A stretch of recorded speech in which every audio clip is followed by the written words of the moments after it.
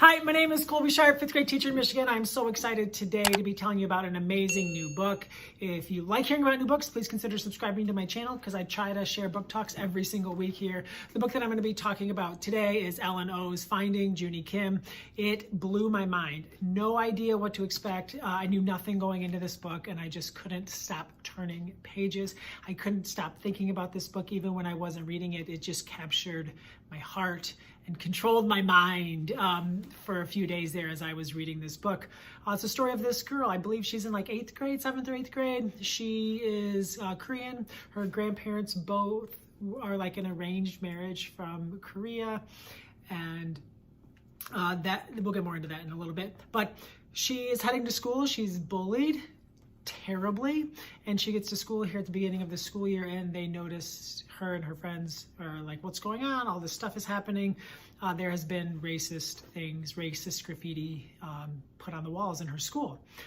Not cool. And her friends want to do something about it, and she's struggling with it. She doesn't really know what to do or if they should do anything. And she's also, you can start to see she's battling anxiety and depression, and it's just really hard.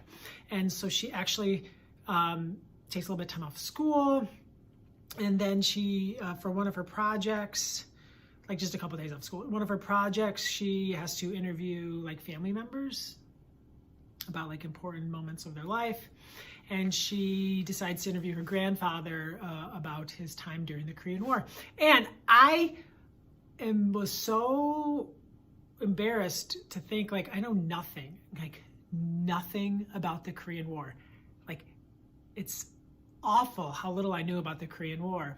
So I actually want to come back to that in my grandfather. I want to talk a little bit about my grandfather who fought in the Korean War at the end of this, but I'm going to come back to that. So she talks to her grandfather about it, and like her grandfather is you will fall in love with her grandfather.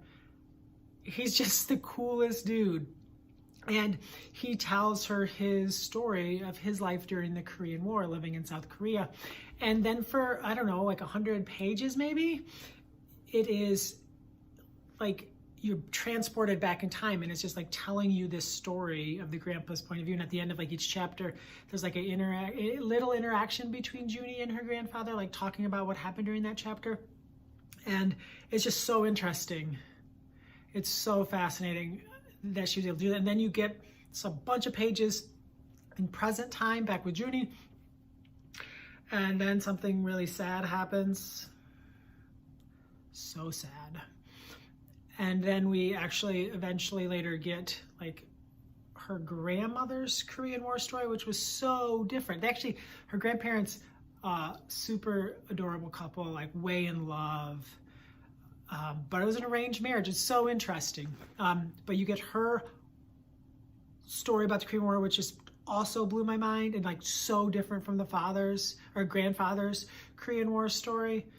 And then at the end, it's like Junie taking like everything that she's learned in her life, and then through the stories of her grandparents, and like how her and her friends then tackle the awful things that are happening in their community. It's just so good and so timely, and it's amazing. And it has me thinking like, what else do I not know anything about so much?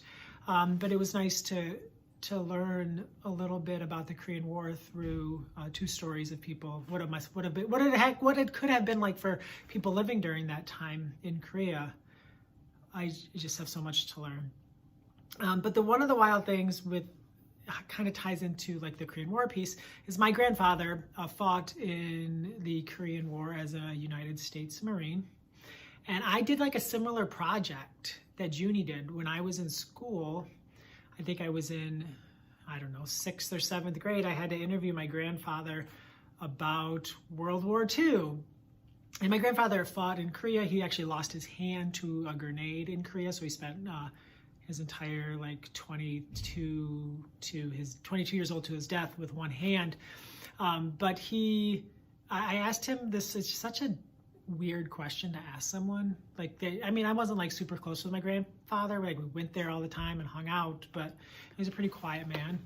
And I asked him if he thought it was a good thing that we dropped the atomic bombs on Japan. Like, that's such a heavy question for someone you don't really talk to. But his answer has stuck with me for so long because I thought it was very self-aware and insightful. He said, Colby, I'm not here to say whether that was the right decision or the wrong decision.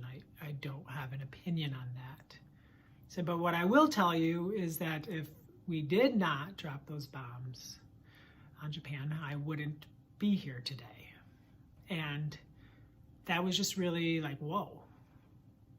But him being here today when I was doing this interview in like the early 90s, he didn't necessarily make that a positive thing. And I just thought that was really interesting in a world where so often we seem so consumed with ourselves and what's best for us, to see someone who, my grandfather, just thinking like maybe that wasn't the best decision, and maybe the world would have been overall better off if that happened, even if that meant I wasn't here. So I don't know. This book really brought back a lot of memories of my own childhood, thinking about obviously I'm a white dude living in like the Midwest. I didn't deal with any of the things that Junie dealt with, but just thinking about how much we can learn from our families and how much I would give to have recorded that interview with my grandfather on like a camcorder or something.